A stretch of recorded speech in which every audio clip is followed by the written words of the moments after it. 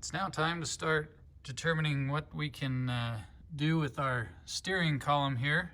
We want to shrink this steering wheel. It's, I believe, 17 inches now. We want to take us down to like a 13 or 14 inch. That'll give us more belly and leg room right here. And then our power steering, we are hopefully going to be able to fit in this area right here. So we got to start taking some measurements and see what we can make fit.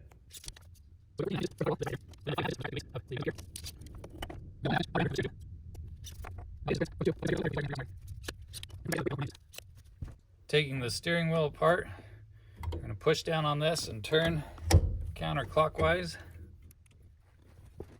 Now I've got to get a wrench on this nut here. Oh, that's a little scary. That nut was finger tight.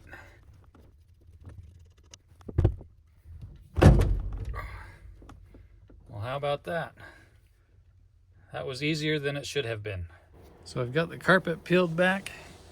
There's a couple screws holding this panel in place, but we should be just about loose. There we go.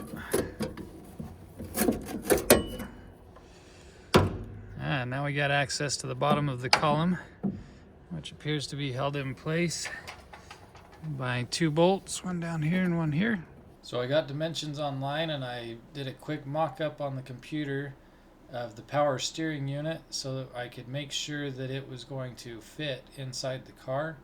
So here's just a quick clip of me modeling it, and then here's a time lapse of 3D printing that model that I created. I created it in two parts, and so here's the two parts, and then we put it in the car to mock it up. So I've got my 3D printed parts that I made to mock up where the power steering box will go. I split the parts so that I can just sandwich it around the column here to get a feel for our positioning. I'm just going to zip tie them in place so that we can figure out exactly where we want things to mount. So like that, we can now rotate this piece and get a feel for its best location. So now with this mounted on here, we can rotate it and find just the right position.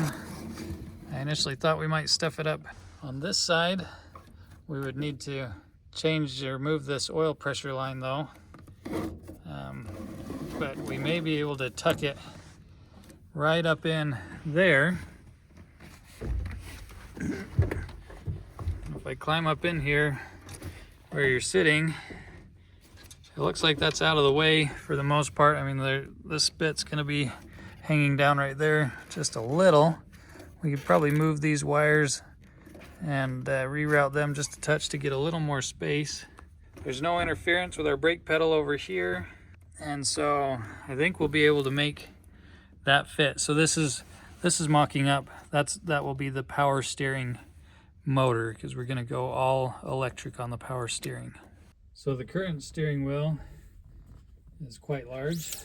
What are we? We're a 17-inch steering wheel. Easily gets in the way of the legs here, especially if you're trying to hold on down there.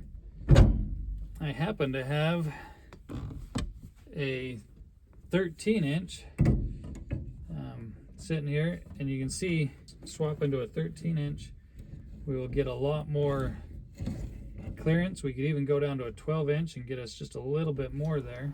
We had a special visitor stop by and check on the progress. You want to fire it up again? Okay. Give her a good rev. Okay.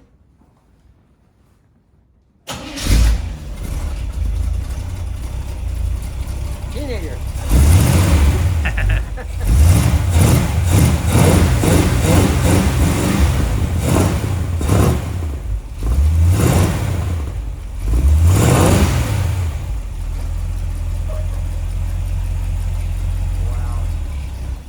That's wonderful, dear.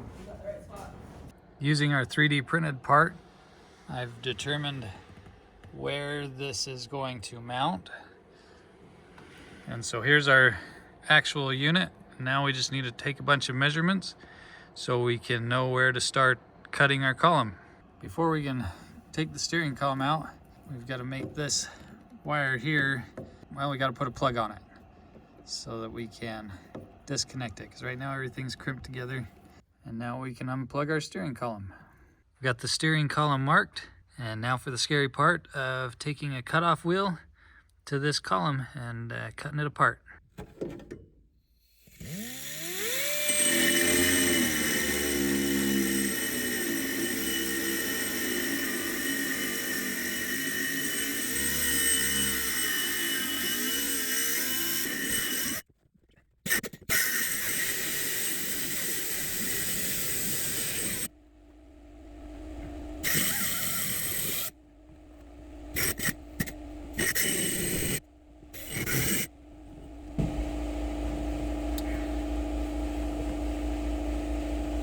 Okay, no going back now. Our first test fit, and it looks like everything's gonna go as planned so far.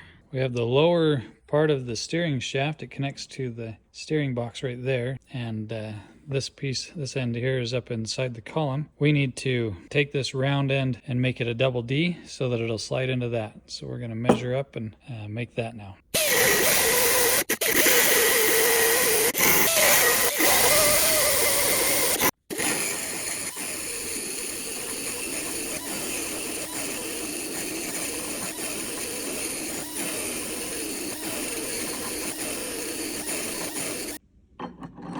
So there we have it. The shaft adapter is on. We'll now mount this piece, and then we can put the motor on. So the motor's all mounted up. Everything's nice and tight. We're all positioned. I don't think I'll be doing any more cutting inside here, so I can now pull all my shields and blankets and everything out, and then we'll move on to the upper part. I've got everything cut and mocked up. Everything's in position and seems to be fitting just right. We've got the control module mounted on the wall here. It's the only spot I could find to make it fit, and then the little control rheostat here for adjusting our sensitivity. So now that it's all the correct length and ready to go, take it back out, and this shaft needs to be welded on to the motor, and then we can assemble it for the final time.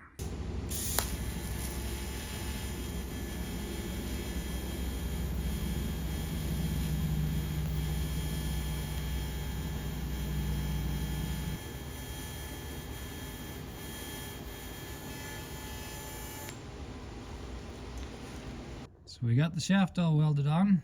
Now we're putting it back in the car.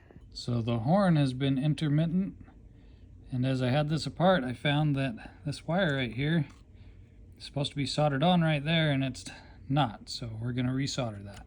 So now it's attached again. It should have a working horn.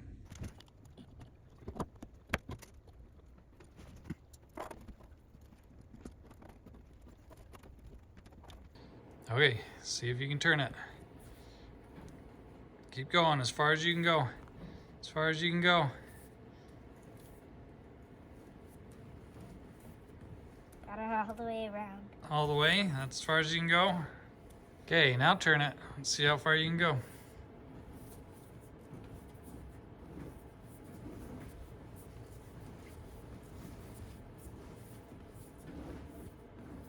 Is it easier or harder? Easy. So the power steering is all installed. I'm gonna clean up the wires a little bit more underneath there, but everything's in and functioning. We need to get our horn button, but it's back to drivable, and now we can turn without having to crank on it real hard. And we got our horn button on there.